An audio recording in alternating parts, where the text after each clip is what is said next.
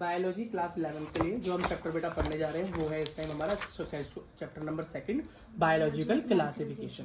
बेटा first chapter के अंदर हम क्लासिफिकेशन पढ़कर आए थे या थोड़े बात उसके बाद सीख कर आए थे, तो उसके अंदर हमने सीखी थी किंगडम्स, फिर फाइलम या डिवीजन, है ना, keep your pot clean otherwise family get sick. ये हमने बेटा सिस्टम सीखा था जिससे बेटा हम ये सीख सकते थे kingdom, phylum, class, order, family, genus, species. ठीक, और हमने देखा था बेटा किंगडम के अंदर सबसे कम कैरेक्टर मैच होते हैं और स्पीसीज में सबसे ज्यादा कैरेक्टर मैच होते हैं। ठीक है बेटा, अगला देखो। अब इसी तरीके से यहाँ पर एक टेबल दी हुई है, मतलब यहाँ पर दिया है 5 किंगडम क्लासिफिकेशन। इसका क्या मतलब हुआ, तो बेटा देखो अब जरा समझते हैं, जरा कहानी समझते हैं इसकी। तो बेटा सबसे पहले एरिस्टोटल ने, किसने, साइंटिस्ट का नाम आया फर्स्ट एरिस्टोटल। एरिस्टोटल जी ने सबसे पहले क्लासिफिकेशन करने के लिए बीड़ा उठाया। उन्होंने बेटा सारे ऑर्गेनिज्म को, लिविंग ऑर्गेनिज्म को 2 किंगडम्स में बांटा। पहली को उन्होंने बोला प्लांट किंगडम और दूसरी को बोला एनिमल किंगडम। बात हो गई खत्म। तो प्लांट में क्या हो गया, ट्री भी आ गया, श्रब भी आ गया, हर्ब भी आ गया। हर्ब होते हैं घास, श्रब होते हैं थोड़े ऊंचे पौधे से अमरूद, और ट्री बेटा ऊंचे। एनिमल के अंदर इसने बेटा एनिमल को भी 2 कैटेगरी के अंदर लिया, क्या, रेड ब्लड वाले और विदाउट रेड वाले। कुछ कीड़े मकोड़ों के अंदर आप फोड़ते हो, उनको मार देते हो तो उसमें रेड ब्लड नहीं निकलता शायद, है ना, अजीब सा लिक्विड निकलता है। अब बेटा क्लासिफिकेशन के अंदर तुम्हें यहाँ पर गड़बड़ नहीं लग रही? बेटा गड़बड़ यही तो थी कि जब तक माइक्रोस्कोप तो था नहीं, बैक्टीरिया वगैरह के बारे में पता नहीं था, है ना, और बहुत सारे जीव जंतु, इतनी स्पीसीज खोजी भी नहीं गई थी। लेकिन जैसे जैसे नई नई स्पीसीज मिलती चली गई, बैक्टीरिया मिलने चले गए, वो वायरस मिला, बैक्टीरिया मिला, उसके बाद बेटा फंगी मिली, एल्गी मिली, तो बेटा वो कहीं भी एनिमल के साथ फिट ही नहीं होती थी। क्यों?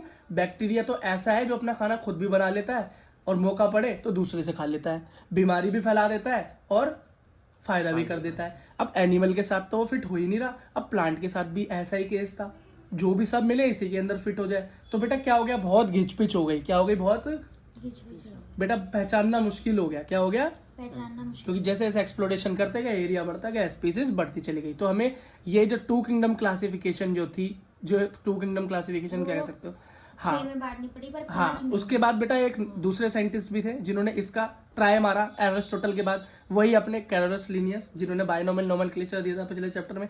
उन्होंने भी बेटा प्लांटी और एनिमल के अंदर एक किंगडम्स को डिवाइड करके क्लासिफिकेशन करने की मेहनत की। लेकिन बेटा वही जो मैंने तुमको केसेस बताया, इन केसेस के चक्कर में ये क्लासिफिकेशन फेल हो गई। तो उसके बाद आई 3 किंगडम क्लासिफिकेशन, जिसको देने वाले थे अर्नेस्ट हैकल। क्या नाम था?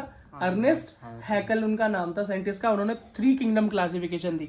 उन्होंने बेटा प्लांट किंगडम, एनिमल किंगडम के साथ एक नई किंगडम जोड़ी, जिसका नाम था kingdom protista.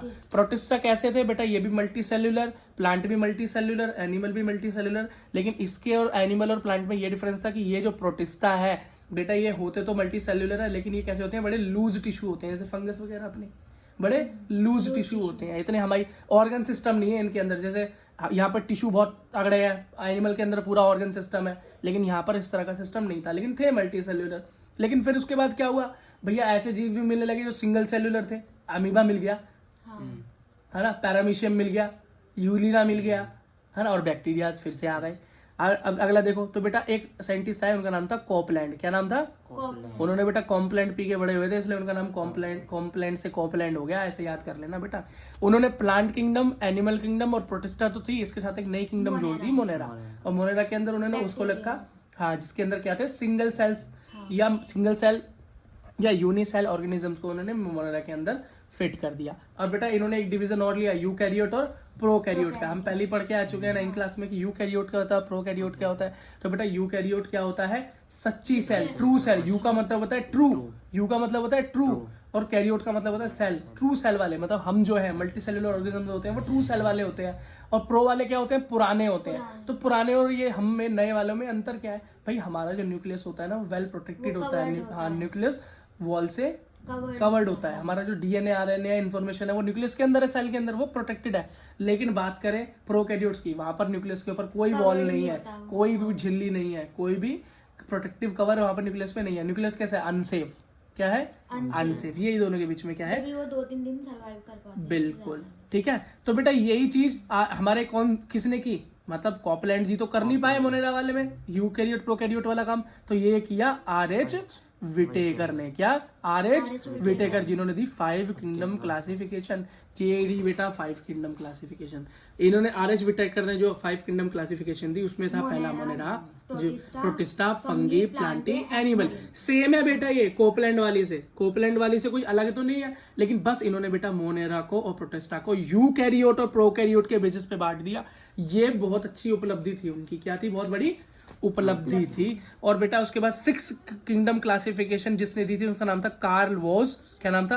Karl was. Same वही बेटा उन्होंने यू बैक्टीरिया, आर की बैक्टीरिया के अंदर बांटा, बैक्टीरिया को आगे हम पढ़ेंगे। लेकिन बेटा 6 किंगडम क्लासिफिकेशन के बारे में नीट में उतना ही पूछा जाता है जितना नीट में मैथ पूछा जाता है। और मैथ कितना पूछा जाता है नीट में? 0। तो 6 किंगडम क्लासिफिकेशन क्या है के बारे में तुम्हें बस पता होना चाहिए। कार्ल वॉज नाम था उनका, आर की बैक्टीरिया, यू बैक्टीरिया पे उन्होंने डिवाइड किया था। लेकिन जो पूरी फोकस आपको करनी है, जो आपका पूरा चैप्टर डिपेंड है, वो 5 kingdom classification by R H. Whittaker पर डिपेंड करता है। साइंटिस्ट देखो, सबसे पहले एरिस्टोटल ने ट्राई मारा, फिर हमारे बाइनोमियल नोमेनक्लेचर वाले कहाँ पीछे रहने वाले थे, उन्होंने कैरोस लिनियस ने भी 2 किंगडम क्लासिफिकेशन मारा और नाम 2 किंगडम क्लासिफिकेशन का वही ले गए। लेकिन बेटा आगे नए नए जीव आने की वजह से वो फेल हो गए। तो अर्नेस्ट हैकल आए हकलाते हुए, उन्होंने 3 किंगडम क्लासिफिकेशन दे दी, प्रोटिस्टा को जोड़ दिया। लेकिन सिंगल सेल वाले के लिए उसके पास कोई जगह नहीं थी, क्योंकि सिंगल सेल वाले जब तक मिले नहीं थे। फिर जब मिले तो कोपलैंड आए जी, कोपलैंड पी के उन्होंने मोनेरा जोड़ दी। लेकिन मोनेरा में यूकैरियोट और प्रोकैरियोट का डिफरेंस वो नहीं जान पाए। तो बेटा आर.एच. विटेकर जो है इस मौके का फायदा उठा के उन्होंने मोनेरा को किसमें, प्रोकैरियोट और यूकैरियोट में बांट के बेटा उस चौके को अपने नाम कर लिया। मैन ऑफ द मैच बन गए आर.एच. विटेकर। उसके बाद कार्ल वॉर्स आए जिन्होंने बैक्टीरिया को भी यू बैक्टीरिया, आर की बैक्टीरिया में बांटा, वो 6 किंगडम। लेकिन 6 किंगडम वाले की बात कोई नहीं करता, हम तो यहाँ पर बात करते हैं आर.एच. विटेकर की। क्यों? चांद पे पहला कदम रख दिया उन्होंने। नील आर्मस्ट्रांग मत समझ लेना इन्हें, मतलब चांद पे तो 3 लोग गए थे, है ना, 3-4 लोगों का ग्रुप था। पहले नील आर्मस्ट्रांग ने पैर रखा, दूसरी बार भी तो किसी ने रखा था। वो कौन था? हम जानते नहीं। क्यों नहीं जानते? हम उसे जानते हैं जो कि मैन ऑफ द मैच बनता है।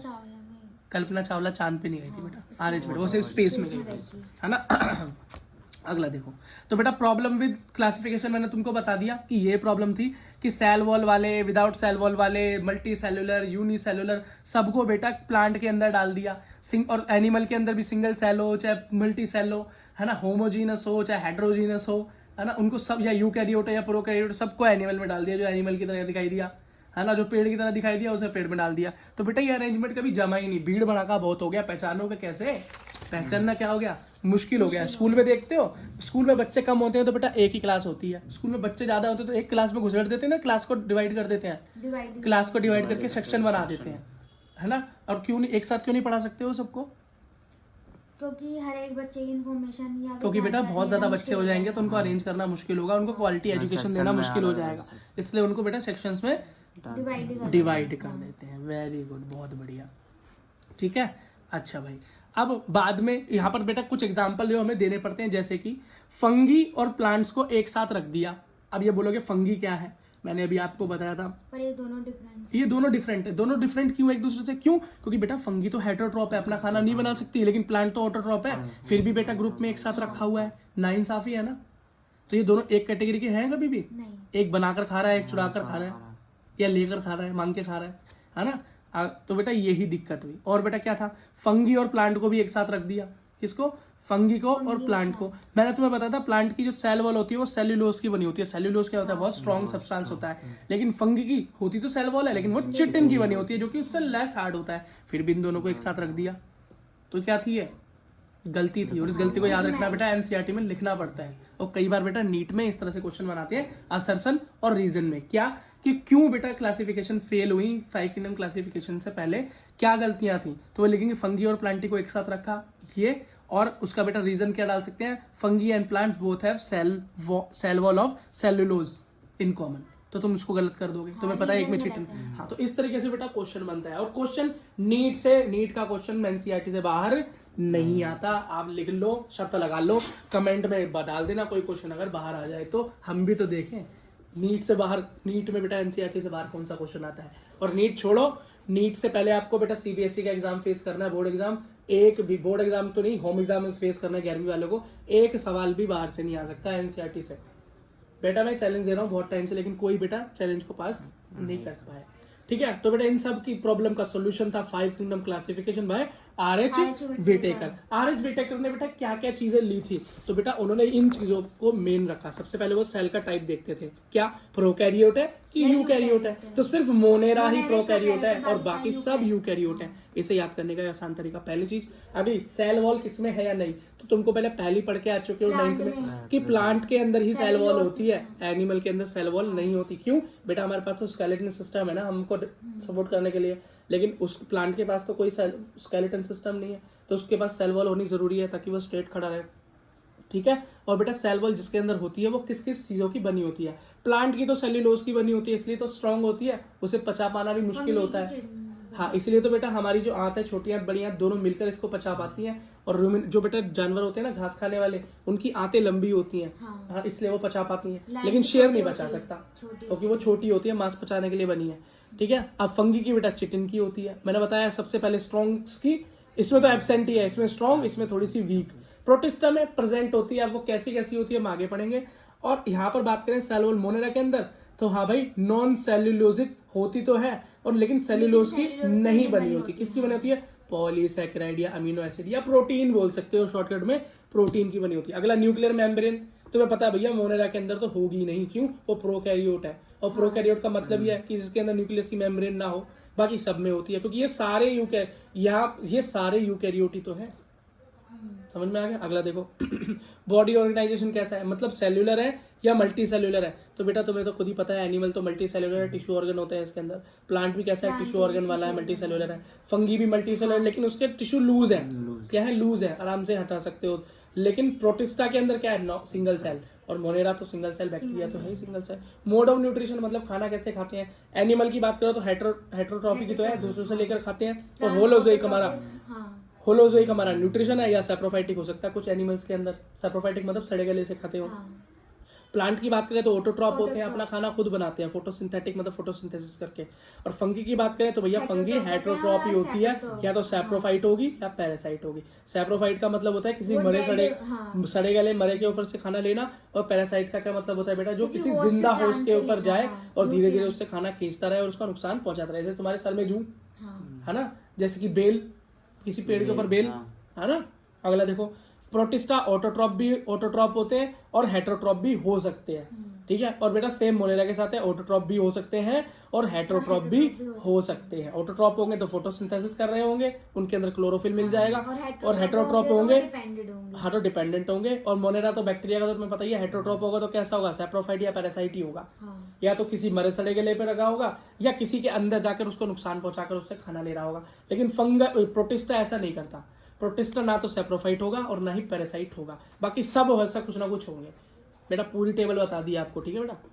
हम पढ़ने जा रहे हैं बेटा किंगडम मोनेरा। क्या बेटा, किंगडम मोनेरा, जिसके बेटा सोल मेंबर कौन है, बैक्टीरिया। तो बेटा किंगडम मोनेरा के मेन मेंबर कौन है, बैक्टीरिया। बैक्टीरिया क्या होते हैं भैया, मोस्ट अबंडेंट माइक्रो ऑर्गेनिज्म है, इस दुनिया में सबसे ज्यादा पाए जाने वाला माइक्रो ऑर्गेनिज्म। माइक्रो मतलब जिसे सिर्फ माइक्रोस्कोप में देखा जा सके, जिसका साइज इतना छोटा हो कि देखा ना जा सके आंखों से।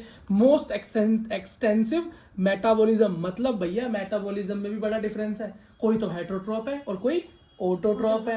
और जो हेट्रोट्रॉप है वो भी कैसा है, या तो सैप्रोफाइट है या पैरासाइट है। होलोजोइक न्यूट्रिशन नहीं है इसके अंदर, जो खाना ले और खाना खा ले, ये तो या तो पैरासाइट मिलेगा किसी के ऊपर, या कहीं सड़ी गली चीजों पे भरा हुआ सैप्रोफाइट मिलेगा, ठीक है। न्यूट्रिशन का मैंने तुम्हें बता दिया, ऑटोट्रॉप भी हो सकता है और हेट्रोट्रॉप भी हो सकता है।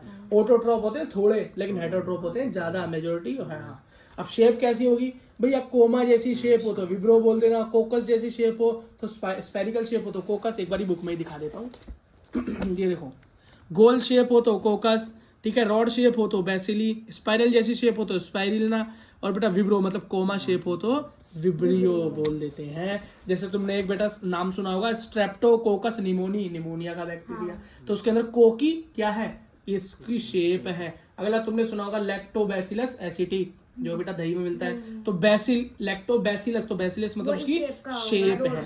हाँ, तो बेटा ये मैंने आपको बता दिया। अगली चीज देखो, तो मैंने तुमको बता दिया है, vibrio comma, coccus spherical, bacillus rod या स्पेरिलम स्पाइरल शेप को बोलते हैं। अब बेटा बड़ी इंपॉर्टेंट चीज कि यहाँ तक तो बात हुई थी आर.एच. व्हिटेकर की, लेकिन आर.एच. व्हिटेकर भी जो नहीं बता पाए वो था, जो कौन बता कर गए हमको, हमको लास्ट में एक साइंटिस्ट आए जिन्होंने 6 किंगडम क्लासिफिकेशन दिया, उनका नाम था कार्ल वॉर्ट्स। और ये हमारा और वॉर्ट्स कर गए, जीवन वॉर्ट्स मतलब खराब कर गए। तो उन्होंने क्या बताया कि भैया आर्की बैक्टीरिया होता है और यू बैक्टीरिया होता है। तो एक बार जरा आर्की बैक्टीरिया को देख लेते हैं क्या है, क्यों यहाँ से सबसे ज्यादा क्वेश्चन आए हैं इस हिस्ट्री में। इस चैप्टर से सबसे ज्यादा क्वेश्चन आर्की बैक्टीरिया से पूछा गया, नीट में भी। ठीक, अब सुनो, लिव इन हार्श हैबिटेट मतलब जहां आप सोच भी नहीं सकते वहां ये जिंदा रह सकते हैं। मतलब बहुत ज्यादा गर्मी हो जहां पर इंसान सर्वाइव ना कर सके वहां ये मिल जाएगा, बहुत गर्म पानी हो वहां भी ये मिल जाएगा, बहुत ठंडा पानी हो वहां भी ये मिल जाएगा, जानवरों के पेट में ये मिल जाएगा, तेजाब में ये मिल जाएगा, गोबर में ये मिल जाएगा। ठीक है, तो ये क्या है, मोस्ट अबंडेंट, हर जगह मिलते हैं। और कैसे हार्श कंडीशन में रह सकते हैं, क्यों भैया, क्योंकि इनकी सेल वॉल का स्ट्रक्चर ही इस तरीके का बनाया भगवान ने कि ये हार्श ये हार्श कंडीशन में जिंदा रह सकते हैं। तो बेटा इनको इनकी जो जिस तरह से ये रहते हैं, जो इनकी हैबिटेट का मतलब होता है रहने का स्थान, जिस तरह का स्थान उस तरह का नाम। तो जो बेटा हेलोफाइल्स, आर्की बैक्टीरिया में एक कंडीशन हुई हेलोफाइल्स, मतलब हेलो का मतलब होता है जहाँ पे बहुत नमक हो, मतलब जो बहुत सॉल्टी एरिया में जिंदा रह सके, जहाँ पे बहुत नमक हो तो उसको बोलेंगे हेलोफाइल्स। ऐसे आर्की बैक्टीरिया जो कि बहुत सॉल्टी जगह में रह सके वो गए हेलोफाइल्स। जो बेटा बहुत गर्म जगह में रह सके, हॉट स्प्रिंग में रह सके, बिल्कुल गर्म पानी में भी जिंदा रह सके, वो है thermo acidophiles. Thermo acidophile, thermo मतलब हीट, ठीक है, हाँ, thermo acidophile live in hot spring. ठीक है, तो सीधा नीट से क्वेश्चन कैसे आता है, हॉट स्प्रिंग में रहने वाले कौन से बैक्टीरिया होते हैं, या कौन सा बैक्टीरिया ऐसा होता है जो कि हार्श हैबिटेट्स के अंदर सर्वाइव कर सकता है। तो आर्की बैक्टीरिया, और स्पेशली हॉट स्प्रिंग पूछे तो थर्मो एसिडोफाइल्स। अगला बेटा मिथेनोजन, ये भी उतना इंपॉर्टेंट है। मिथेनोजन क्या है, जो कि बेटा मीथेन गैस बनाने में मदद करता है। और मीथेन गैस तो भैया हमें गोबर से मिलती है, किससे मिलती है, गोबर से मिलती है, या हमें मार्शी एरिया से मिलती है, कीचड़ विचड़ वाली जगहों के अंदर इकट्ठा करके वो मीथेन बनाई जाती है। तो बेटा ये हमें क्या मिल सकता है, रूमिनेंट गट, मतलब घास खाने वाले जानवरों के पेट में मिलता है। और ये क्या करता है, बायोगैस या मीथेन गैस, कोई बायोगैस बोलते हैं, बनाने में मदद करता है किसमें, गोबर से। बात समझ में आ गई, ठीक है बेटा। अगला क्या है, साइनोबैक्टीरिया। क्या, साइनोबैक्टीरिया। और साइनोबैक्टीरिया का ही एक एग्जांपल या दूसरा उसका नाम है ब्लू ग्रीन एल्गी। इसे कैसे याद कर लो, इसे यहाँ से करते हो 2 2 जा 4 होता है ना, ऐसे याद कर लो, A फॉर एप्पल की तरह। अगर मैं साइनोबैक्टीरिया बोलूं तो तुम ब्लू ग्रीन एल्गी समझ लेना, ब्लू ग्रीन एल्गी समझ लेना। क्यों बेटा, इसका रंग ही होता है ब्लू और ग्रीन। क्या होता है बेटा, ये देखो blue green algae, green colour की दिखाई दे रही है, ब्लू ब्लू इसके अंदर बेटा कुछ स्ट्रक्चर्स हैं। अब मैं बताऊंगा इनका काम क्या होता है। तो ब्लू ग्रीन एल्गी का चित्र दिखा लिया आपने, रंग भी देख लिया इसका, इसलिए इसका नाम होता है। बेटा इसके 2 एग्जाम्पल हैं। क्या, 2 एग्जाम्पल हैं। एग्जाम्पल बेटा पहली बार पढ़ने वाले बच्चों के लिए अजीब है, पहले जो पढ़ चुके हैं उनके लिए सिर्फ याद करने की दिक्कत है। तो नोस्टॉक और एनाबीना, नोस्टॉक और एनाबीना। ब्लू ग्रीन एल्गी का एग्जांपल कैसे याद करोगे, नोस्टॉक और एनाबीना। रट डालो इसको, क्या करो, रट डालो, ठीक है। अच्छा बेटा, साइनोबैक्टीरिया के थोड़े कैरेक्टर देख लो। एक तो ये फोटोसिंथेटिक होता है। क्यों, ग्रीन कलर दिखाई दे रहा है ना, तो ग्रीन कलर मतलब क्लोरोफिल ए प्रेजेंट है इसके अंदर। इसका मतलब ये हायर प्लांट्स की तरह फोटोसिंथेसिस करके काम अपना चला सकता है अगर ये ऑटोट्रॉप हो। यूनिसेल्युलर होता है, तो बेटा ये तो सोचने की बात ही नहीं है, मोनेरा तो वैसे ही यूनिसेल्युलर होता ही है। अगला क्या है, इनके ऊपर जिलेटिनस शीथ होती है। शीथ मतलब बेटा एक जिलेटिन की ये कवरिंग है इसके ऊपर, क्या है, जो इसे प्रोटेक्ट करती है, जिलेटिन। तो ये पूछ लेते हैं कि ये शीथ जो है ब्लू ग्रीन एल्गी के ऊपर, ये किस चीज की बनी हुई है, तो हम बोलेंगे जिलेटिन की बनी हुई है, ठीक है। अच्छा, ये तुम्हें कहाँ मिलेगा, ये बेटा पानी के अंदर तुम्हें बुलबुले फुलाते हुए मिल जाएगा। नाला देखा है अपना, कभी कभी उसमें से ऐसा होता है बुलबुले से उठते हैं, ये इसी का काम है भाई साहब का। अगला, हाँ, ब्लू ग्रीन एल्गी का। अगला फिक्स मतलब एल्गल ब्लूम, वो सॉरी, अगर हम बोलोगे वाटर के अंदर ब्लूम, वाटर में झाग निकालता है एकदम से, वो बेटा यही काम करता है। बड़ी गंदे गंदे पानी में निकालता है, साफ पानी में नहीं। मैंने पानी डाला मग्गे से, बाल्टी में झाग बन गए, ब्लू ग्रीन एल्गी है, वहाँ नहीं है, ठीक है। अगला देखो, फिक्स एटमॉस्फेरिक नाइट्रोजन, बहुत इंपॉर्टेंट है। आसमान की मतलब हमारे एनवायरनमेंट में से N2 नाइट्रोजन को लेता है और उसको बेटा कहाँ करता है, फिक्स कर देता है। कहाँ पर बेटा, जमीन के अंदर डालने की काम करता है। और क्यों चाहिए हमको जमीन के अंदर नाइट्रोजन, क्योंकि बेटा पेड़ों को बढ़ने के लिए नाइट्रोजन की भी जरूरत होती है। और ये काम कौन करता है भाई, साइनोबैक्टीरिया करता है। ऐसा इसके अंदर क्या है, तो बेटा इसके अंदर एक चीज है, एक ऑर्गेनिज्म का नाम है हेट्रोसिस्ट। ये देखो, तो बेटा इस ब्लू ग्रीन एल्गी के अंदर इसके ब्लू ग्रीन कलर का इसके अंदर क्लोरोफिल ए, जिलेटिन की इसकी शीट, और ये रहा हेट्रोसिस्ट। क्या है, हेट्रोसिस्ट। और ये क्या कर रहा है, N2 फिक्सेशन का काम कर रहा है। और ये बड़ा जरूरी हो गया, नीट में क्वेश्चन क्या आएगा, कौन सा बैक्टीरिया N2 फिक्सेशन करता है। Blue green algae. हाँ, तो आप बोलोगे ब्लू ग्रीन एल्गी। और ये आप पूछ लेंगे ब्लू ग्रीन एल्गी में वो पूछेंगे बेटा कि इसके अंदर कौन सा ऐसा ऑर्गन है जो कि ये काम करवाता है, तुम बोलोगे हेट्रोसिस्ट है। क्या है, हेट्रोसिस्ट है। अगला देखो, हेट्रोट्रोपिक बैक्टीरिया जो होता है बेटा, सबसे ऑटोट्रॉप तो बहुत कम है लेकिन हेट्रोट्रॉप सबसे ज्यादा है, जो अपना खाना खुद बना नहीं सकते। और हेट्रोट्रॉप भी कैसे हैं, ज्यादा से ज्यादा डीकम्पोजर है। डीकम्पोजर कौन होता है, मरे गड़े सड़े को खाकर अपना भोजन लेते हैं और उसको धीरे धीरे गलाकर खत्म कर देता है। बैक्टीरिया बेटा बहुत चीजों में काम आता है, जैसे कि कर्ड बनाने में लैक्टोबैसिलस एसिटी नाम है, जो कि दूध को दही बनाने में काम आता है। दूसरा एंटीबायोटिक्स बनाने में, जैसे कि एंटीबायोटिक बनाने में, ठीक है, दवाइयां बनाने में। अगला N2 फिक्सेशन तो करता ही है। और कहाँ करता है बेटा, लेग्यूम्स की जड़ में, मतलब दाल वाले पौधों की जड़ों के अंदर भी नाइट्रोजन फिक्सेशन कर देता है। क्यों, अगर ऐसा ना हो तो ये अपनी दालें ठीक से ना बना पाए, बढ़ ना पाए, ग्रोथ ना हो, प्रोटीन ना मिल पाए। ठीक है, तो ये याद रखना, नाइट्रोजन फिक्सेशन वाला क्वेश्चन क्या है, बड़ा ही जरूरी है। मुझे लगता है पूछा भी जा सकता है, थोड़ा इंपॉर्टेंट सा दिखाई दे रहा है मेरे को ये।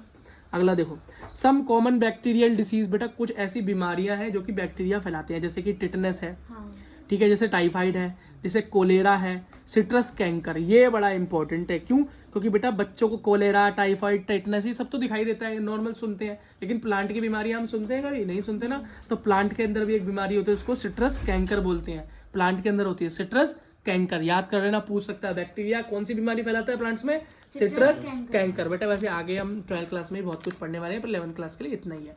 रिप्रोडक्शन इन बैक्टीरिया, भाई यार ये बैक्टीरिया रिप्रोडक्शन कैसे करते हैं, अपनी संख्या कैसे बढ़ाते हैं, तो भाई मेनली फीजन करते हैं। फीजन का मतलब क्या है, 1 से 2, 2 से 3, 3 से 4, या मल्टी बढ़ जाते हैं, 1 से 10, 1 से 15, 1 से 20, इस तरीके से बेटा ये डिवाइड करते हैं। तो फीजन का मतलब होता है टूटना। अगला देखो बेटा, स्पोर फॉर्मेशन करते हैं, स्पोर्स बनाते हैं। क्या स्पोर्स बनाते हैं, जो कि बेटा क्या होता है, वाटर करंट या एयर करंट से इधर उधर जाते हैं और फेवरेबल कंडीशन में बैठकर दोबारा जर्मिनेट हो जाते हैं। सेक्सुअल रिप्रोडक्शन अगर ये कोई करता हुआ मिलेगा, वैसे बहुत कम मिलते हैं, अगर मिलेगा तो क्या करेगा भैया, बड़ी ही पुरानी टेक्निक है, ये डीएनए ट्रांसफर करते हैं एक बैक्टीरिया से दूसरे बैक्टीरिया के अंदर, और इस तरीके से सेक्सुअल रिप्रोडक्शन कर सकते हैं। आपकी एनसीईआरटी में एक चित्र भी बना हुआ है, ये रहा, देखो बेटा, ये देखो, ये हाँ, एक तो ये डिवाइडेशन का है, क्या देखो 1 से 2 बन रहे हैं, देखो 1 से 2 बैक्टीरिया तैयार हो रहा है। ठीक है, अब बेटा लास्ट बैक्टीरिया के अंदर, किंगडम मोनेरा के अंदर बेटा बस एक ही इंपॉर्टेंट चीज बचती है, वो है बेटा माइकोप्लाज्मा। माइकोप्लाज्मा क्या है, इस दुनिया की सबसे छोटी सेल भी बेटा, सेल खुद ही इतनी छोटी होती है, लेकिन जो सबसे छोटी होती है वो बेटा माइकोप्लाज्मा कहलाती है। 9th क्लास में थोड़ा सा हिंट इसके बारे में है, माइकोप्लाज्मा के बारे में, दुनिया की सबसे छोटी सेल। ठीक है, अच्छा, इसके अंदर कोई सेल वॉल नहीं होती, इसके अंदर कोई सेल वॉल नहीं होती। ठीक है, ये सबसे स्मॉलेस्ट लिविंग सेल है, सबको पता है, मैंने बता दिया। ये बेटा बिना ऑक्सीजन के भी जिंदा रह सकती है, ये भी इंपॉर्टेंट बात है। Mycoplasma can survive without oxygen, बिना ऑक्सीजन के। मैनी आर पैथोजन, पैथोजन मतलब बीमारी फैलाने का काम करते हैं। माइकोप्लाज्मा के बारे में ये 4 पॉइंट याद करने हैं, बड़े इंपॉर्टेंट है। ठीक है बेटा, किंगडम हम पढ़ने वाले हैं वो है बेटा किंगडम प्रोटिस्टा। क्या, किंगडम प्रोटिस्टा। एक बार बेटा इसके फीचर जल्दी से रिवाइज कर लेते हैं। तो किंगडम प्रोटिस्टा के बारे में क्या है, यूकैरियोट है, प्रोकैरियोट तो खाली मोनेरा है, तो यूकैरियोट है। ठीक है, कैसा है बेटा, ये प्रेजेंट इन सम, क्या सेल वॉल होती है। ठीक, सेल वॉल किस में नहीं होती, एनिमल में नहीं होती भाई थी, और यह माइकोप्लाज्मा में नहीं होती। अगला बेटा, ये न्यूक्लियर मेम्ब्रेन कैसी है, प्रेजेंट है। यूकैरियोट तो प्रेजेंट तो होगी तभी तो यूकैरियोट है। अगला क्या है, सेल्यूलर है, मल्टी सेल्यूलर नहीं। मल्टी सेल्यूलर कहाँ से चालू होते हैं, प्लांट, एनिमल और फंगी, बस यही होते हैं। ठीक, और ये कैसे होते हैं प्रोटिस्टा, भैया ये ऑटोट्रॉप भी हो सकते हैं और हेटरोट्रॉप भी हो सकते हैं, लेकिन ये सेप्रोफाइट या पैरासाइट कभी भी नहीं होते हेटरोट्रॉप में।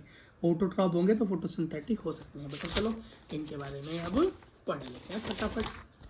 ठीक है, तो बेटा इनका नाम देख लो, प्रोटिस्टा के अंदर होते हैं chrysophytes, dinoflagellates, euglenoids, slime moulds, protozoa.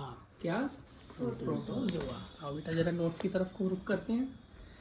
तो बेटा मैंने आपको पहले बता दिया कौन कौन से क्या होते हैं। सबसे पहले हम पढ़ते हैं क्राइसोफाइट्स की वजह से। क्या, क्राइसोफाइट्स की वजह से, जरा ध्यान देना।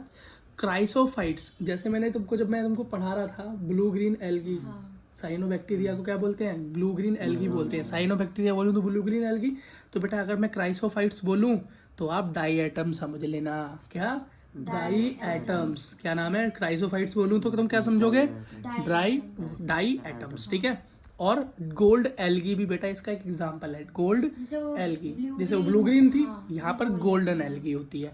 तो गोल्डन एल्गी को बेटा एक नाम डिस्मिड्स भी बोलते हैं, या डिस्मिड्स या डेट्समिड्स भी बोलते हैं। अगला भाई, इनके बारे में बात करें तो इनकी सेल वॉल कैसी होती है? सोप शेप की होती है, सोप बॉक्स की तरह होती है, ओवरलैपिंग होती है। शीप देखी है तुमने? ये देखो, तो ओवरलैपिंग, या वो देखा तुमने वो जिसके अंदर एक मोती जैसा होता है, शीप इस तरीके का स्ट्रक्चर होता है कुछ, तो वो कुछ के बॉक्स जैसे दिखाई देता है ना, सोप बॉक्स की तरह। क्यों? ओवरलैपिंग होती है। क्या देती है? ओवरलैपिंग, मतलब शेल पे शेल पे शेल पे शेल, शेल पे शेल, इस तरह का स्ट्रक्चर होता है, ओवरलैपिंग। जो क्राइसोफाइट्स से डाई एटम्स होंगे वो बेटा कैसे होंगे? शोप शेप के होंगे, क्योंकि इनकी सेल वॉल कैसी होगी? ओवरलैपिंग होगी, ओवरलैपिंग सेल्स होंगे, तो इस तरह का सोप बॉक्स जैसा स्ट्रक्चर बनाते हैं। अगला, फ्लोटिंग पैसिवली इन वाटर। इसका मतलब ये जैसे पानी बहेगा उस फ्लो में वो बहती चली जाएंगी। तो बेटा इसको हम प्लैंकटन भी बोलते हैं। प्लैंकटन का क्या मतलब होता है? प्लैंकटन एक ऐसा कैरेक्टर है जो कि पानी के साथ बहता चला जाता है, बहता चला जाता है। अपनी कोई वो नहीं है उसकी, अपनी वो नहीं है कोई भी, वो क्या बोलते हैं, अपनी कोई इच्छा नहीं है। पानी यहाँ चला, इधर चला, मैं उधर चला वाला काम है इसका। मोस्टली फोटोसिंथेटिक, मतलब ये क्या है? खुद फोटोसिंथेसिस कर सकता है। Wall embedded with silica. अब इसकी जो सेल वॉल होती है वो किसकी बनी होती है? वो सिलिका की बनी होती है। ये है very important point.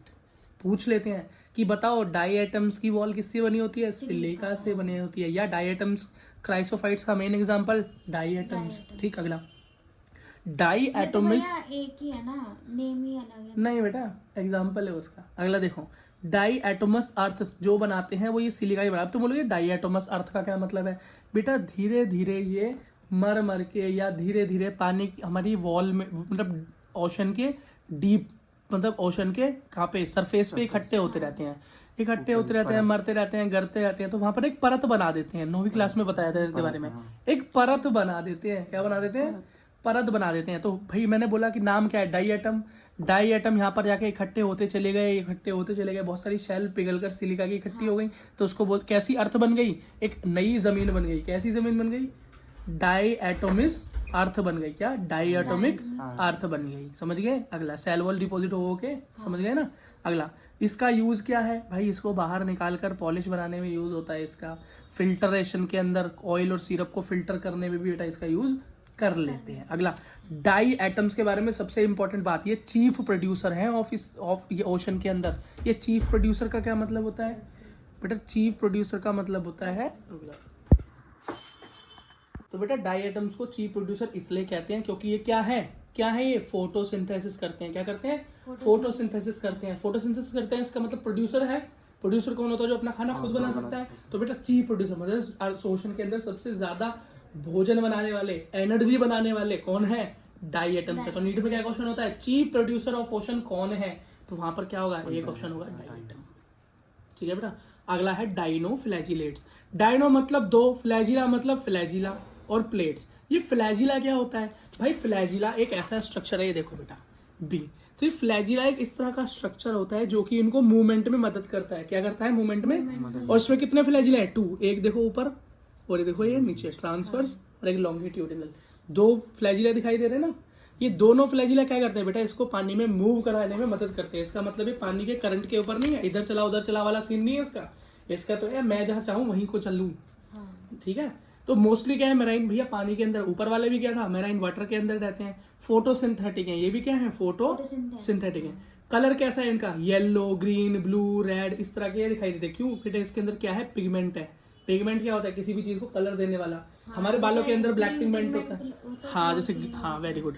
Cell wall होती है, क्या होती है? सेल वॉल होती है Steve cellulose plate on surface. और इनकी बेटा सेल वॉल किस चीज की बनी है? सेल्यूलोज की। इसका मतलब हार्ड है, मतलब ये क्या है? ड्यूरेबल है। अगला, 2 फ्लैजिला है, एक लॉन्गिट्यूडनल एक ट्रांसवर्स, मैंने दिखा दिया। अब बेटा ये किसी भी कलर में मिल सकते हैं, yellow, green, blue, red colour में। सबसे ज्यादा रेड कलर में मिलते हैं, सबसे ज्यादा।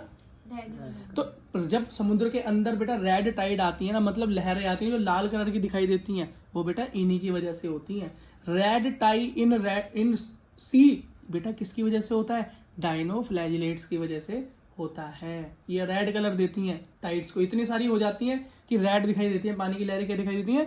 रेड दिखाई देती हैं, ठीक है। और जो ये डाइनोफ्लैजिलेट रेड कलर की होती है उसका एक स्पेशल नाम है, उसका नाम है बेटा क्या, गोनियोलैक्स। क्या नाम है, गोनियोलैक्स। क्या नाम है बेटा, गोनियोलैक्स। अगला, ये बेटा कुछ टॉक्सिन भी रिलीज करते हैं, कुछ जहर भी अपने अंदर से निकालते हैं, जिससे कुछ मैरीन एनिमल मर जाते हैं। बेटा 2 हो गए। जो मैं बता रहा हूँ बेटा इससे ज्यादा कुछ करने की जरूरत नहीं है, ना नीट के लिए ना सीबीएसई के लिए। अगला क्या है, यूग्लिनोइड्स। क्या नाम है बेटा, यूग्लिनोइड। यूग्लिनोइड जो होगा फ्रेश वाटर में ही मिलेगा। क्या, फ्रेश वाटर में मिलेगा। हाँ, तो ये बेटा ओशन में तो मिलेगा नहीं। और बेटा जो पानी होगा वो भी स्टैग्नेंट, मतलब रुके हुए पानी में मिलता है, मतलब नदी में तो मिलेगा नहीं, पॉन्ड वगैरह में ही मिलेगा। समझ गए। अगली बात, इनके पास सेल वॉल नहीं होती, इनके पास क्या होती है, जो लेयर होती है प्रोटीन रिच होती है। कैसी होती है, प्रोटीन रिच, ठीक है। अच्छा, तो बेटा जो प्रोटीन की लेयर होती है ना वो बेटा सख्त तो होती नहीं, फ्लेक्सिबल होती है प्रोटीन की, तो वो क्या होती है, फ्लेक्सिबल। कैसे होती है, फ्लेक्सिबल। तो उनकी बॉडी कैसी हो जाती है, फ्लेक्सिबल हो जाती है। तो बेटा जो प्रोटीन की लेयर होती है उसको क्या बोलते हैं, पेलिकल। क्या बोलते हैं, और जिसकी वजह से वो बन जाते हैं फ्लेक्सिबल। कितना आसान है याद करने में, पेलिकल जो बनाए फ्लेक्सिबल, है ना। अगला, इसके अंदर भी 2 फ्लैजिला है, एक छोटा एक बड़ा। क्या, एक छोटा एक बड़ा। फोटोसिंथेसिस करते हैं अगर सनलाइट मिल जाए तो। अगर सनलाइट मिल जाए ना यूग्लिना को, क्या, तो बेटा फोटोसिंथेसिस कर देगा, ठीक है। यूग्लिना यही है, ये देखो यार ना बी, है ना। अगर मिल जाए, ये पैरामीशियम है, पैर जैसे देखते हैं, देखो चप्पल जैसे लग रहा है ना, पैरामीशियम, पैर मतलब पैर से पैरामीशियम याद करना आसान हो गया। देखो सैंडल जैसी शेप है बिल्कुल। अब मैंने क्या बताया तुमको कि फोटोसिंथेसिस करेगा अगर सनलाइट मिल गई तो यूग्लिना इसका एग्जांपल है। अगर नहीं मिली सनलाइट तो हेटेरोट्रॉप बन जाएगा। क्या, हेटेरोट्रॉप बन जाएगा। और जो इसके अंदर फोटोसिंथेसिस के लिए पिगमेंट मिलता है वो कौन सा मिलता है, वही हायर प्लांट वाला क्लोरोफिल। अगला देखो स्लाइम मोल्ड्स। क्या है बेटा, स्लाइम मोल्ड। हाँ, अब स्लाइम मोल्ड के बारे में देखो, सैप्रोफाइटिक प्रोटिस्टा। क्या है, सैप्रोफाइटिक प्रोटिस्टा। याद रखना, ये तो किंगडम कौन सी पढ़ रहे हैं इस टाइम हम, बोलो, किंगडम प्रोटिस्टा। तो बेटा ये सारे जितने भी हमने पढ़े, ऑटोट्रॉप पढ़ा, क्रासोफाइट्स क्या थे, डायटम फोटोसिंथेटिक, डाइनोफ्लैजिलेट फोटोसिंथेटिक, और यूग्लिना मतलब यूग्लिनोइड्स। यूग्लिनोइड का एग्जांपल यूग्लिना है, याद करने में आसान है ना, यूग्लिना यूग्लिनोइड्स। तो इसके अंदर भी मैंने कहा कि भैया सन मिले तो ये भी फोटोसिंथेटिक, लेकिन तो हेटेरोट्रॉपिक। लेकिन सैप्रोफाइटिक इसमें से कोई भी नहीं था, मतलब मरे सड़े गले का खाने वाला कोई भी नहीं था। एक ये स्लाइम मोल्ड्स आता है जो इनका नाम बेकार कर दिया, नाक कटवा दी इसने। क्या कर दिया इसने, नाक कटवा दी। ऐसा प्रोटिस्टा निकला, ऐसा किंगडम प्रोटिस्टा में ऐसा प्रोटिस्टा निकला जो सैप्रोफाइट है। क्या है, सड़े गले मरे चीजों को खाता है। Suitable condition forms Plasmodium. तो इसका एग्जांपल कौन सा है, प्लाज्मोडियम। और बेटा प्लाज्मोडियम से मुझे याद आती है बीमारी, मलेरिया वाली बीमारी, प्लाज्मोडियम वाइवेक्स, ठीक है, मच्छर के काटने से फैलने वाली बीमारी। अनसूटेबल कंडीशन में बेटा, सूटेबल कंडीशन मस्त कंडीशन तो प्लाज्मोडियम बनाएगा, और जब ऐसी कंडीशन होगी जो उसकी फेवर में नहीं होगी तब ये स्पोर बनाकर अपनी क्या करता है, रिप्रोडक्शन करता है, ठीक है। अभी जो स्पोर होते हैं जो ये बना लेता है, ये आगे कैसे जाते हैं, तो वही है पानी के करंट से चले जाएंगे, वाटर करंट से चले जाएंगे, है ना। एयर करंट मेन है, हवा के जरिए ये मूव करते हैं, इधर उधर पहुंच जाते हैं। और बेटा ये स्पोर होते हैं बहुत एक्सट्रीमली रेजिस्टेंस होते हैं, मतलब काफी मजबूत होते हैं, जल्दी से खराब नहीं होते। अब बेटा एकदम लास्ट हम पढ़ने वाले हैं, उसका नाम है प्रोटोजोआ। क्या नाम है, प्रोटोजोआ। अब प्रोटोजोआ क्या है, ये हेटेरोट्रॉप है, क्या है, हेटेरोट्रॉप है, लेकिन सैप्रोफाइट नहीं है। क्या है, हाँ, हेटेरोट्रॉप है, मतलब अपना खाना खुद नहीं बना सकते। तो किंगडम प्रोटिस्टा में एक बात तो समझ में आ गई, आधे तो ये ऑटोट्रॉप है और आधे हेटेरोट्रॉप है ना। 3 तो ऑटोट्रॉप दिख गए और 2 सैप्रोफाइट एक है, सैप्रोफाइटिक एक ही है जो जिसने नाक कटवा दी। वो कौन है, कौन है, ये देखो स्लाइम मोल्ड। क्या है, स्लाइम मोल्ड, पतला दुबला लौंडा, स्लिम मतलब स्लिम लड़का, पतला लड़का इनका सबसे बेकार लड़का है ये इस किंगडम का, ऐसे याद कर लेना। स्लिम मोल्ड मतलब पतला लड़का, खराब लड़का, नाक कटवा के सैप्रोफाइट बन गया। समझ में आ गई। प्लाज्मोडियम बन जाता है फेवरेबल कंडीशन में, नहीं तो स्पोर बनाता है। स्पोर काफी सही होते हैं और एयर के हिसाब से इधर उधर जाते हैं। प्रोटोजोआ के बारे में पढ़ो तो क्या है, हेटेरोट्रॉपिक, अपना खाना खुद नहीं बना सकते। प्रिमिटिव रिलेटिव टू एनिमल, मतलब एनिमल से अगर किसी की रिलेशन निकालें कि भैया जो किंगडम है हमारी, जो ये हमने किंगडम पढ़ रहे हैं अपनी, है ना, ये किंगडम पढ़ रहे हैं प्रोटिस्टा, तो इस प्रोटिस्टा के अंदर कोई एनिमल से मिलता जुलता भी है, जो जानवर से थोड़ा बहुत मिलता जुलता हो, एनिमल किंगडम से थोड़ा बहुत मिलता जुलता हो। हाँ, प्रोटोजोआ मिलते जुलते हैं एनिमल किंगडम से, ये नीट में क्वेश्चन बन सकता है। प्रिमिटिव रिलेटिव ऑफ एनिमल्स कौन है, तो हम लिखेंगे प्रोटोजोआ। तो फिर भैया ये इस किंगडम में क्यों है, मतलब मिलता जुलता है, बहुत कुछ थोड़े बहुत कैरेक्टर मिलते हैं, जैसे कि हेटेरोट्रॉपिक न्यूट्रिशन मिलता है, लेकिन पूरी चीज तो नहीं मिलती ना, इसी से मान लेते हैं हम, यही रिलेशन काफी है। ठीक है, बस अगला देखो, इसके अंदर सबसे पहला एग्जांपल है अमीबॉइड या अमीबा। अगला फ्लैजिलेटेड, फ्लैजिला, हाँ। सिलिएटेड, सिलिया, स्पॉन्जियस, स्पॉन्ज शेप में। अब बोलोगे फ्लैजिला तो पता है, स्पॉन्ज पता है, स्पॉन्जी शेप होगी। अमीबा हम पहले ही पढ़ के आए हुए हैं, हाँ, उल्टी सीधी शेप होती है। लेकिन ये सीलिया क्या है बेटा? सीलिया होता है जब कोई स्ट्रक्चर बनाओ, मान लो ये एक स्ट्रक्चर है, इसके ऊपर छोटे छोटे छोटे छोटे छोटे छोटे छोटे छोटे बहुत सारे छोटे छोटे ये धागे से निकले हों। अब ये सारे धागे एक साथ हिलते हैं और इसको मूव कराने में मदद करते हैं। मतलब फ्लैजिला भी मूवमेंट में मदद करता है और सीलिया भी मूवमेंट में मदद करता है। ये देख लो, इसमें छोटे छोटे छोटे छोटे छोटे छोटे छोटे छोटे छोटे छोटे छोटे छोटे दिखाई दे रहे हैं, है ना? मूवमेंट में हेल्प करता है, क्विक मूवमेंट दिलाता है। क्विक मूवमेंट, कैसी? Quick movement. अब अमीबा कैसा होता है भैया? प्रीडेटर होता है। क्या होता है? अमीबा प्रीडेटर होता है या पैरासाइट होता है। क्या? प्रीडेटर होगा, प्रीडेटर होगा मतलब किसी को मार के खाने वाला होगा, तो अमीबा। अमीबा कैसा होता है? मार के खाने वाला। ठीक। और पैरासाइट क्या होता है बेटा? मार के खाने से मतलब नहीं, पहले किसी को मारते हैं फिर खाते हैं, जिंदा कोई खा लेते हैं ना खाने में, तो मर ही जाता है पेट में जाके।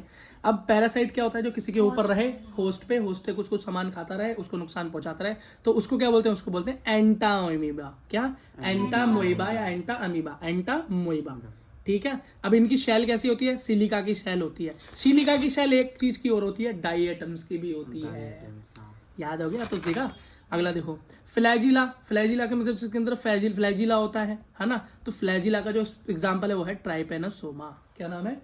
ऐसा प्रोटोजोआ जिसपे फ्लैजिला हो उसका नाम है ट्राइपेनोसोमा, है ना? और बेटा फ्लैजिला के बारे में पहले ही पढ़ चुके हैं। किस किस के पास है फ्लैजिला?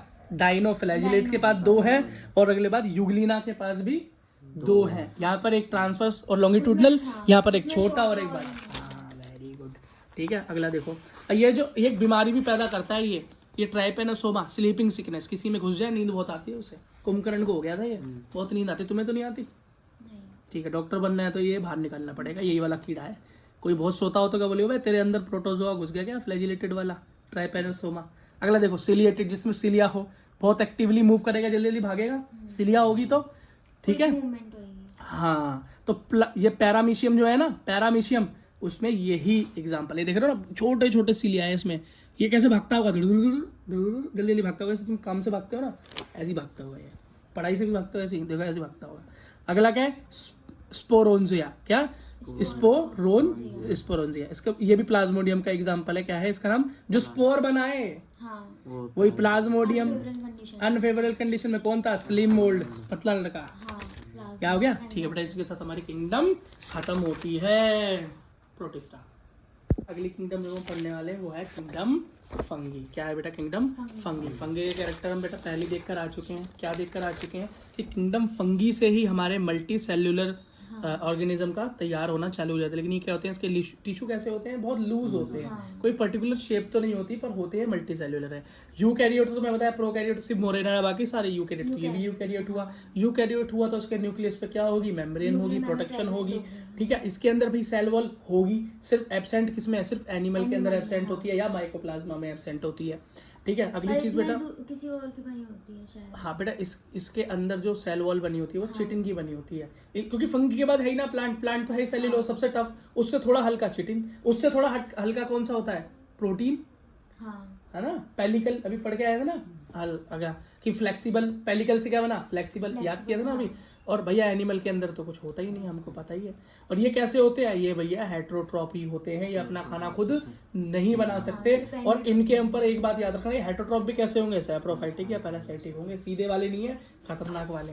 चलो इनके बारे में थोड़ा पढ़ते हैं। तो बेटा किंगडम फंगी के बारे में अगर पढ़ें तो किंगडम फंगी कैसी होती हैं? फिलामेंटस होती हैं। कैसी होती हैं? इनकी जो बेटा स्ट्रक्चर होंगे वो फिलामेंट्स की तरह होंगे, लंबे लंबे कई सारे धागे मिलकर एक फिलामेंट की तरह ये बन जाएंगे। अगर हम ब्रेड के अंदर लगी हुई फुई को माइक्रोस्कोप में देखें तो वो निकले हुई लंबी लंबी फुई लंबे लंबे धागों की तरह नजर आएगी। बस बेटा मेरे पास बोर्ड नहीं है, नहीं तो मैं तुमको यूट्यूब पे दिखा देता या गूगल पे फोटो दिखा देता, नहीं तो तुम खुद जाके ब्रेड मोल्ड का फोटो देख लेना। ठीक है, अगला देखो। अब ये फिलामेंट जो होता है इसको अगर हम छोटे छोटे भागों में बांटें तो ये क्या? छोटे छोटे थ्रेड धागों की तरह ही तो होते हैं। उन धागों को बोलते हैं हाइफी। क्या बोलते हैं, हाइफी। वो छोटे छोटे धागे मिलके बड़ा फिलामेंट बना देते हैं, उसे फिलामेंटस बोलते हैं। तो फिलामेंट, और बस एक ही चीज ऐसी है जो कि इस फिलामेंट से नहीं बनी हुई, जो इस कंडीशन में नहीं, बाकी सब फंगी ऐसी हैं, लेकिन एक फंगी ऐसी है जिन्होंने इससे भी बगावत कर रखी है। वो कौन है, ईस्ट।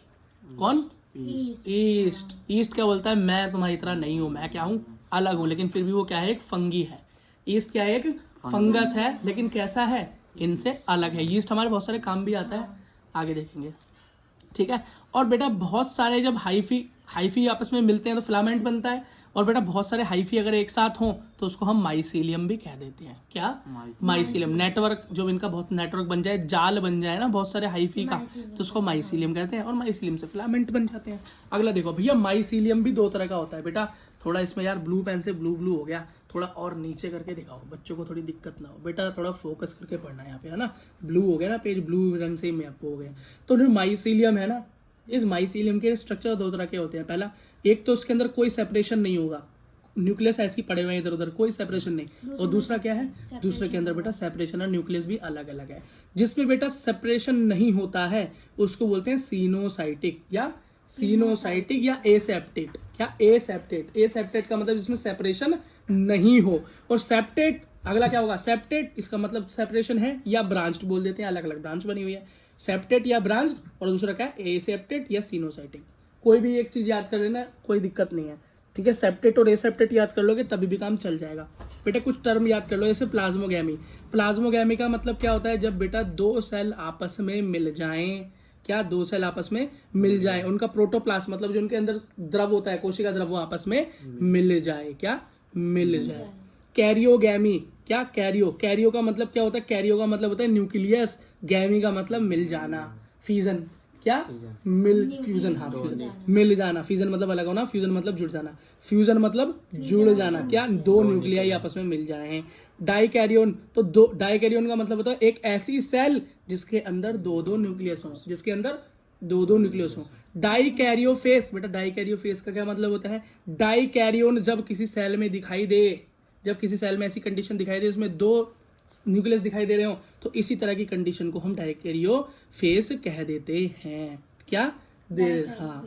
अब ये हमें दिखाई कहाँ दे सकता है, तो बेटा फंगस के अंदर में एस्कोमाइसिटीज और बेसिडियोमाइसिटीज के अंदर एक कंडीशन दिखाई देती है, जिसके अंदर हम एक सेल के अंदर दो न्यूक्लियस देख सकते हैं। इसे क्या बोलते हैं, डाइकैरियोन कंडीशन। क्या बोलते हैं, डाइकैरियोन कंडीशन या डाइकैरियोफेस। किसमें, एस्कोमाइसिटीज नहीं बेटा, वो ये तब कर रहा होता है जब वो सेल डिवाइड कर रही होती है, वो डिवीजन के रहा। तो ये एस्कोमाइसिटीज और बेसिडियोमाइसिटीज। और बेटा अमीबा किसका एग्जांपल है, प्रोटोजोआ का, ठीक है, याद रखना। अगला बेटा, फंगी 4 भागों में बटी हुई है, क्या, फाइकोमाइसिटीज, एस्कोमाइसिटीज, बेसिडियोमाइसिटीज और ड्यूटेरोमाइसिटीज। क्या, अच्छा, अब तुम्हें मैंने खुद बताया था कि फंगी जो होती है वो बेटा फिलामेंट से बनती है, फिलामेंटस होती है। और जो फिलामेंट होता है वो बेटा हाइफी से बनता है, हाइफी मतलब धागे से बनता है। और जो धागे एक साथ बेटा जुड़ जाते हैं तो एक नेटवर्क बनाते हैं, वो नेटवर्क बेटा माइसीलियम कहलाता है। इन सब में माइसीलियम होगा, फाइकोमाइसिटीज में होगा, एस्को में होगा, बेसिडियो में होगा, ड्यूटेरोमाइसिटीज में भी होगा। लेकिन किसका माइसीलियम कैसा है, मैंने 2 तरह का माइसीलियम बताया था ऊपर दिखाओ कि एक तो है बेटा जिसके अंदर कोई सेपरेशन नहीं, न्यूक्लियस ऐसे ही पड़ा हुआ है। एक में बेटा सेपरेशन है और न्यूक्लियस अलग अलग है। तो जिसके अंदर है उसको बोलते हैं सेप्टेट, और जिसके अंदर नहीं है उसको बोलते हैं एसेप्टेट, ठीक। या तो इसे ब्रांच बोल देते हैं या इसको सीनोसिटिक भी बोल देते हैं। तो अगला देखो, तो बेटा इन सब के अंदर जो माइसीलियम है वो कैसा है, तो सिर्फ फाइकोमाइसिटीज का ऐसा है जो एसेप्टेट है। क्या है, एसेप्टेट है, मतलब इसके अंदर कोई सेपरेशन नहीं है। कैसा है, बस न्यूक्लियस ऐसे ही पड़े हुए हैं, कोई सेपरेशन नहीं, बाकी सब में सेपरेशन है। याद करने का तरीका समझ में आ गया। सिर्फ फाइकोमाइसिटीज का ही क्या है, बेकार वाला है। बेकार वाला कौन सा, जिसके अंदर कोई भी सेपरेशन नहीं, बाकी सब में तीनों में सेपरेशन है। तो एक याद कर लेना, बाकी का याद रखना कि सब में होता है, फाइकोमाइसिटीज में नहीं होता है। समझ में आ गया, ठीक है बेटा। अब सबसे पहले फाइकोमाइसिटीज के बारे में पढ़ लेते हैं। फाइकोमाइसिटीज क्या है भैया, फाइकोमाइसिटीज एक ऐसी फंगस है जो तुम्हें हमेशा कहाँ मिलेगी, ये तुम्हें मिलेगी बेटा डिकेइंग वुड के अंदर, मतलब सली गली लकड़ियों के अंदर तुम्हें ये उगता हुआ मिल जाएगा। जहाँ पर पानी वानी पड़ा रहता हो, बेकार मरा हुआ पेड़ हो, लकड़ी पड़ी हो, फूफूंदी लग जाती है, वही ये चीज़ है। ठीक है, ये क्या है, डैम्प प्लेस पे मिलता है। डैम्प प्लेस भी कैसी जगह होगी, जहाँ पे धूप वूप ना आती हो, पानी वानी पड़ा रहता हो, उमस उमस रहती हो। ठीक है, और ये इनकी कंडीशन के होते कैसे हैं भाई, पैरासाइट ही होंगे। हमें खुद पता है, इधर देखो फंगी के अंदर मैंने क्या पढ़ा था, फंगी भैया हेटरोट्रॉप होती है, और हेटरोट्रॉप भी कैसे हो गया, तो सैप्रोफाइट या पैरासाइट। होलोजोइक वाला काम नहीं है यहाँ पे। इधर देखो तो कैसी है, ये पैरासाइट है, किसी को ऊपर जीती है, उससे न्यूट्रिशन लेती है, धीरे धीरे अपने होस्ट को दिक्कत देती है। तो बेटा इसका हमको एग्जाम्पल याद करना है, तो उसका सबसे इंपॉर्टेंट एग्जाम्पल है म्यूकर। म्यूकर से भी ज्यादा इंपॉर्टेंट है राइजोपस। क्या, राइजोपस को भूलने का नहीं। क्यों, इसको ब्रेड मोल्ड बोलते हैं। मतलब रोटी के ऊपर तुम अपना टिफिन बॉक्स छोड़ देते हो एक आध दिन बिना खोले, तो उस पर हरी हरी जम जाती है ना, वो यही होती है। ब्रेड को छोड़ दो, सुबह देखो यही होता है। अगला बेटा क्या है, अल्बिगो। ये इतना इंपॉर्टेंट तो नहीं जितना राइजोपस, पर याद होना जरूरी है। क्यों, ये बेटा मस्टर्ड के ऊपर पैरासाइट। मस्टर्ड क्या है भैया, पौधा। ये पौधे के ऊपर भी पैरासाइट की तरह बैठ जाता है, अल्बिगो। क्या, अल्बिगो, समझ गए। या बस इतना ही था बेटा। अगला एस्कोमाई, फाइको हो गया, एस्कोमाइसिटीज। ये तो पैरासाइट था, फाइकोमाइसिटीज। तो नीचे वाला कैसा, सैप्रोफाइटिक। कैसा है, सैप्रोफाइटिक। सैप्रोफाइट क्या है, सड़े गले मरे के ऊपर जीता है, और जो ये काम करता है वो डिकम्पोजर तो होता ही होता है, उसे खा खा के खत्म भी तो कर देता है उस बॉडी को। तो बेटा डिकम्पोजर से नफरत करने की जरूरत नहीं है। हमारे यहाँ के सड़ी गली चीजों को खत्म करने, बॉडी को, वेस्ट को खत्म करने का काम बेचारे एस्कोमाइसिटीज या डिकम्पोजर ही कर रहे हैं। ठीक है, ये कहाँ पर उगते हैं, ये बेटा डंग पर उगते हैं। कहाँ पर, डंग पर उगते हैं, मतलब गोबर वगैरह पर मिलते हैं। ये कैसे होते हैं, मल्टी सेल्यूलर होते हैं। कैसे होते हैं, मल्टी सेल्यूलर। अगर एस्कोमाइसिटीज का मल्टी सेल्यूलर का कोई एग्जांपल पूछ ले तो उसका नाम है बेटा पेनिसिलियम। क्या नाम है, पेनिसिलियम। और दूसरा रियरली यूनिसेल्यूलर, बस एक ही ऐसा है। इधर देखो बेटा, फंगस क्या है, फंगस तो फिलामेंटस है, और मल्टी सेल्यूलर है। मल्टी सेल्यूलर दिखाई दे रही है, कैसी है, मल्टी सेल्यूलर लूज सेल। लेकिन इनमें एक ऐसा बंदा है जो कि इनसे अलग चलता है। दिखाओ इधर, इनसे अलग चलता है। शुरुआत में मैंने बता के चला था, कौन है, ईस्ट या वेस्ट, ईस्ट। ये ईस्ट जो है बेटा हमेशा क्या चलता है, इनसे अलग चलता है। अगर वो वेस्ट है तो वो ईस्ट है। ईस्ट मतलब मैं इनसे क्या है, अपोजिट है, ऐसे याद कर लो, ईस्ट या वेस्ट। तो उनसे अलग चलता है। तो सब मल्टी सेल्यूलर, लेकिन ये अकेला क्या है, यूनिसेल्यूलर। तो यहाँ से क्वेश्चन क्या बन सकता है कि बेटा एक ऐसे फंगस का नाम बताओ जो कि यूनिसेल्यूलर फंगी है। अब तुम बोलोगे मैंने तो सुना था कि फंगी तो मल्टी सेल्यूलर है, ये यूनिसेल्यूलर कौन सी हो गई। तो यहाँ पर यीस्ट होती है। हाँ, ये एक्सेप्शन है बेटा, याद करना जरूरी है। और एक्सेप्शन से क्वेश्चन सबसे ज्यादा बनता है ना। अगला देखो बेटा, इसके कुछ एग्जाम्पल और याद करें तो पेनिसिलियम मल्टी सेल्यूलर का एग्जाम्पल। पेनिसिलियम बेटा कहाँ यूज होता है, एंटीबायोटिक की तरह यूज होता है ना। अगला देखो, एस्परगिलस क्लेविसेप्स, न्यूरोस्पोरा, और हाँ मोल्स एंड बफल्स, ये एडिबल, ये खाने के काम आता है। न्यूरोस्पोरा जेनेटिक काम आता है। क्लेविसेप और एस्परगिलस याद करना, एस्परगिलस नेगर इसका पूरा नाम होता है। 12th में हम पढ़ेंगे इसके मेन काम क्या होते हैं। बेटा लास्ट पढ़ो, बेसिडियोमाइसिटीज। क्या, बेसिडियोमाइसिटीज। इसको बेटा ब्रैकेट फंगी या पफ बॉल्स भी बोलते हैं। क्यों, ये गोल गोल बॉल्स की तरह नजर आता है। कैसा नजर आता है बेटा, गोल गोल बॉल्स की तरह नजर आता है, इसलिए बेटा हम इसको क्या बोलते हैं, बॉल फंगी या स्पोर फंगस भी इसको बोल देते हैं। ठीक है, अगली चीज देखो बेटा, एसेक्सुअल स्पोर्स जनरली एब्सेंट। बेटा इसके अंदर क्या होता है, ना तो सेक्स ऑर्गन होते हैं और ना ही स्पोर फॉर्मेशन होती है। क्या, ना ही हाँ, ना ही एसेक्सुअल स्पोर बनते हैं और ना ही सेक्स ऑर्गन्स होते हैं। इसमें होती है प्लाज्मोगैमी। और प्लाज्मोगैमी का मैंने क्या बताया था तुमको, जब बेटा दो अलग अलग न्यूक्लियस, दो अलग अलग सेल मिल जाएं और गैमेट्स बनाए। क्या बनाए, गैमेट्स बनाए। गैमेट्स कैसे होंगे इसके, नॉन मोटाइल। कैसे होंगे, नॉन मोटाइल। ये मोटाइल का मतलब क्या है, मोटाइल मतलब जो मूव कर सके, और नॉन मोटाइल जो मूव ना कर सके। मोटाइल तो खुद कहीं भी जा सकता है फ्लैजिला सीलिया की वजह से, लेकिन जो नॉन मोटाइल हो उसको किसकी जरूरत पड़ती है, उसको वाटर की या एयर करंट की जरूरत पड़ती है। तो हवा से कहीं जा पाएगा या पानी से कहीं जा पाएगा। ठीक है, जैसे कि पोलन ग्रेन खुद तो मूव नहीं कर सकता ना।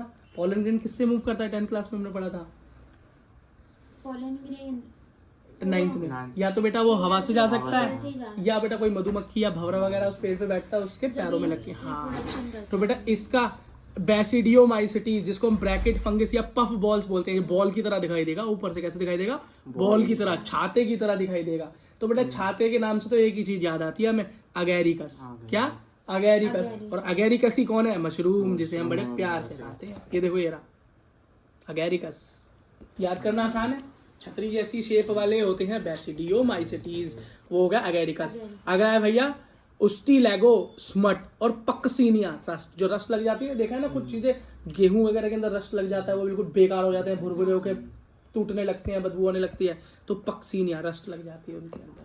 समझे बेटा, इसी के साथ हमारा ये किंगडम भी खत्म होता है। अब बेटा स्पोर फॉर्मेशन जो होता है फंगस के अंदर वो कैसे होता है, सेक्सुअल होता है, एसेक्सुअल होता है, स्पोर्स का नाम क्या होता है, एग्जाम्पल क्या होता है, ये बेटा इसको याद करने में कंफ्यूजन रहती है बच्चों को। तो इसका एक शॉर्टकट क्या है, BASACPSDC। BAS का मतलब समझ लो बस, AC में बैठकर, PS से फिजिक्स की, DC पांडे पढ़नी है। ये देखो मैंने ऊपर बना रखा है, बस AC में बैठकर फिजिक्स की DC पांडे पढ़नी है। बस बेटा इतना याद कर लेना, तुम्हें पूरा याद हो जाएगा। BAS का देखो तो बेटा B से बेसिडियोमाइसिटीज, क्या बेसिडियोमाइसिटीज, और इसी से क्या होता है बेसिडियोस्पोर्स। बेसिडियोमाइसिटीज के अंदर स्पोर बनते हैं वो कैसे हैं, बेसिडियोस्पोर्स या एस्कोस्पोर्स, या और हाँ वो सेक्सुअली और एसेक्सुअली, तो एस बताता है वो सेक्सुअली बनते हैं। तो बेसिडियोमाइसिटीज याद हो गया। अब बेटा एस्कोमाइसिटीज का ऐसे याद करेंगे AC से, तो A से क्या है एस्कोमाइसिटीज, और A से क्या है एसेक्सुअल, और नाम क्या है स्पोर्स का, कोनिडिया। कोनिडिया से बनते हैं। अगला में बैठकर फिजिक्स की, तो P से क्या हो गया फाइकोमाइसिटीज, क्या हो गया बेटा फाइकोमाइसिटीज, और S से पता चल गया कहाँ से बनते हैं स्पोर एंजियोस्पोर, कैसे बनते हैं स्पोर एंजियोस्पोर। और कुछ और एग्जांपल क्या है जूस्पोर, और क्या है अल्पेनोस्पोर, या जूस्पोर याद रखना इंपॉर्टेंट है जूस्पोर। अगला DC पांडे पढ़नी है, तो D से क्या होगा ड्यूटेरोमाइसिटीज, और C से हो गया कोनिडिया। ठीक है बेटा, ओके बेटा हम लास्ट टॉपिक्स की तरफ जा रहे हैं। इसका नाम है virus, viroid, protein, prions and lichens. ठीक है बेटा, अब जरा देखो क्या होते हैं भाई ये वायरस। ना चित्र देख लो तो कितना सुंदर लग रहा है, स्पाइडरमैन का भाई बहन सा लग रहा है ना।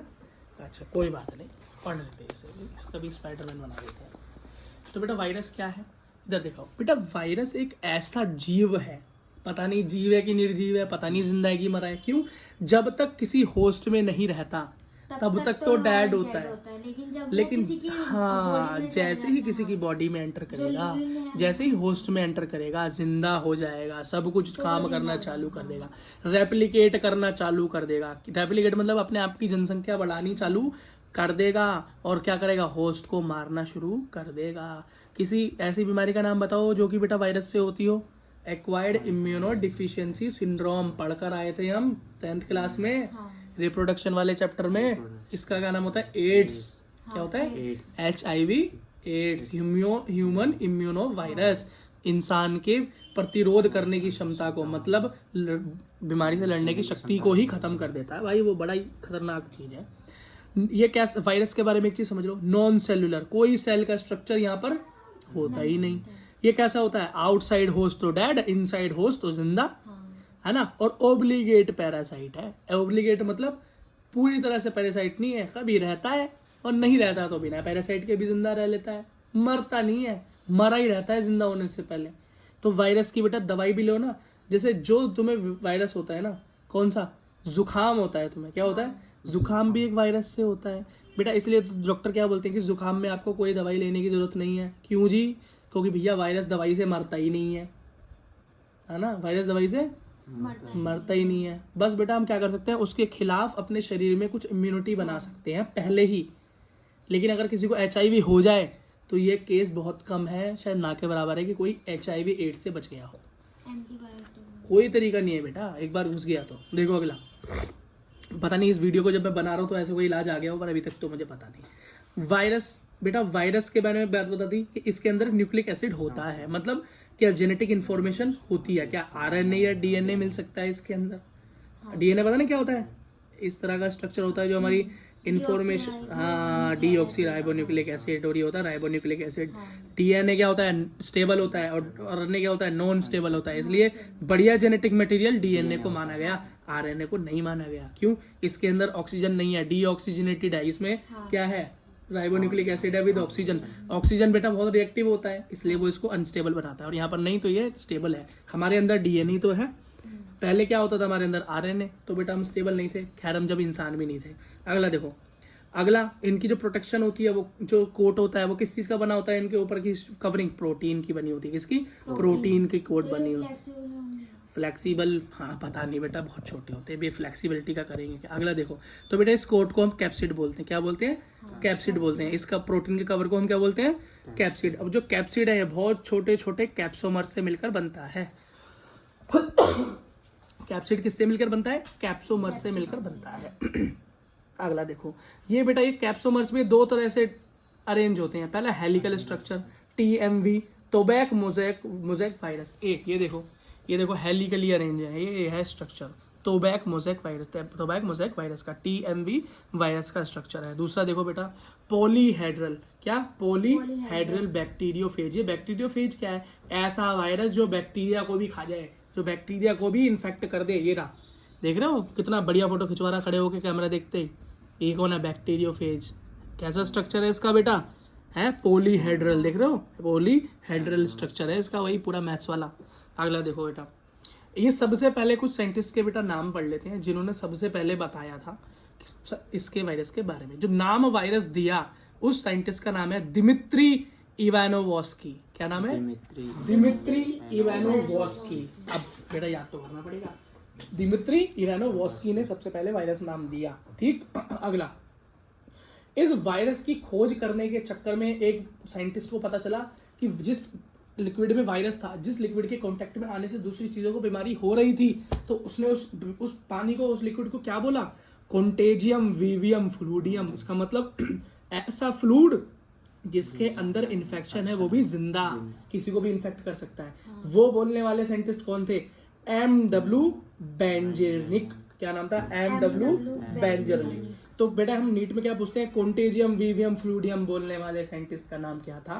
तो इन सब चार ऑप्शन देंगे तुमको और नाम हमें याद रखना, MW बेंजेनिक, क्योंकि वो MWF में बायोलॉजी पढ़ते थे। अगला देखो, लास्ट में बेटा सबसे पहले वायरस को क्रिस्टलाइज कर कर निकालने वाले, पहचानने वाले, देखने वाले साइंटिस्ट का नाम क्या था, उनका नाम था WM स्टैनली। क्या नाम था, स्टैनली याद कर लो, क्या याद कर लो, स्टैनली याद कर लो, बात खत्म बेटा। अगली चीज देखो, प्लांट के अंदर जो वायरस होता है जो कि प्लांट को इन्फेक्ट करते हैं, वो होता है सिंगल स्टैंडर्ड RNA। क्या होता है, सिंगल स्टैंडर्ड RNA। RNA का कैसा होगा, ये बेटा DNA कैसा होगा, देखो डबल स्टैंड, एक स्टैंड ये रहा और एक स्टैंड एक मम्मी से मिलता है, एक पापा से मिलता है, रिकॉम्बिनेशन होता है।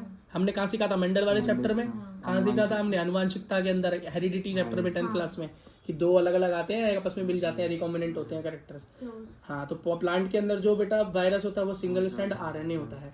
एनिमल के अंदर ये होता है वो सिंगल स्टैंड या डबल स्टैंड RNA या डबल स्टैंड DNA, दोनों में से कोई भी हो सकता है। बैक्टीरियोफेज का तो मुझे पता ही है भैया, बैक्टीरियोफेज जो बैक्टीरिया को भी इन्फेक्ट कर दे, वो कैसा होता है, डबल स्टैंड DNA कभी सिंगल स्टैंड पे नहीं मिलेगा तुमको, RNA single stand double stand में मिल सकता है। यहाँ से बेटा इतना इंपॉर्टेंट क्वेश्चन नहीं बनता, लेकिन यहाँ से बड़ा इंपॉर्टेंट क्वेश्चन बनता है साइंटिस्ट के नाम और उनके काम से। अगला बेटा, वायरस क्या होता है, वायरस एक ऐसी चीज है जिसके अंदर न्यूक्लिक एसिड होगा, मतलब या तो RNA या DNA, और प्रोटीन की कवरिंग होगी।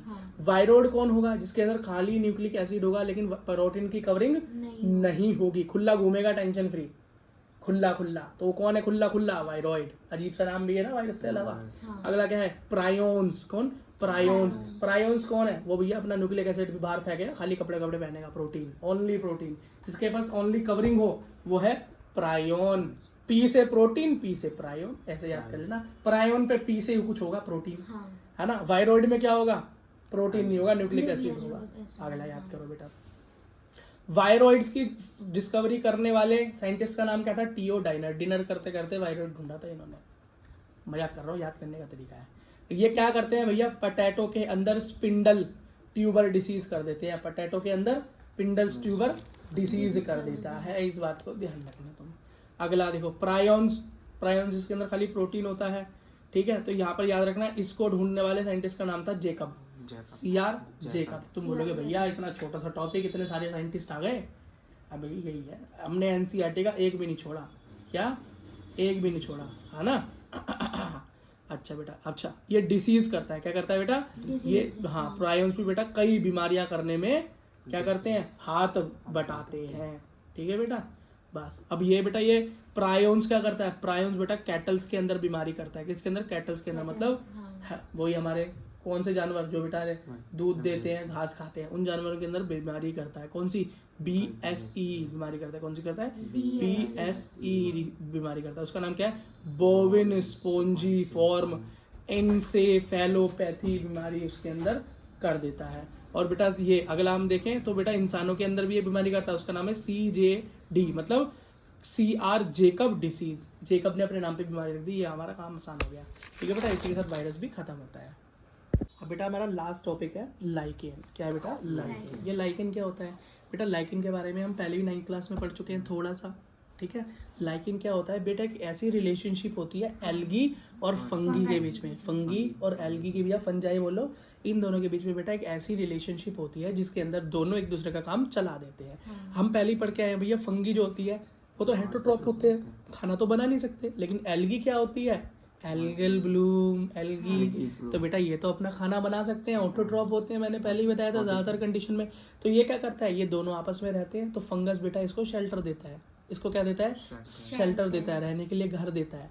और लेकिन ये बदले में एल्गी इसको क्या देती है? रहने के लिए घर वो देता है। तो ये खाना बनाकर उसे देती है। समझ गए? हाँ। तो बेटा जो खाना बनाकर दे वो फाइकोबायोन्ट, एक दूसरे पे डिपेंडेंट है। हाँ, और जो बेटा घर दे वो माइकोबायोन्ट। मेरा घर माइकोबायोन्ट, फाइकोबायोन्ट मतलब मैं कर सकती हूँ फोटोसिंथेसिस, मैं दूंगी खाना। फाइकोबायोन्ट एक याद कर लो, दूसरा याद हो जाएगा। पूछ लेते हैं कौन सा फाइकोबायोन्ट है, कौन सा माइकोबायोन्ट है। ये तो हेटेरोट्रॉफ, ये ऑटोट्रॉफ। ये फूड बनाता है, ये क्या? शेल्टर देता है। मिनरल और वाटर भी दे देता है, खाना बनाने के लिए, फोटोसिंथेसिस के लिए सामान भी ये दे देता है। ठीक है, अगला ये बेटा ये पोल्यूशन के इंडिकेटर भी होते हैं। क्या? पॉल्यूशन के इंडिकेटर। जिस जगह पर पॉल्यूशन ज़्यादा होगा उस जगह पर लाइकेन या तो बहुत कम होंगे या बिल्कुल नहीं होंगे, और जिस जगह पे पॉल्यूशन कम होगा वहाँ लाइकेन ज़्यादा होंगे। इसी के साथ बेटा चैप्टर खत्म।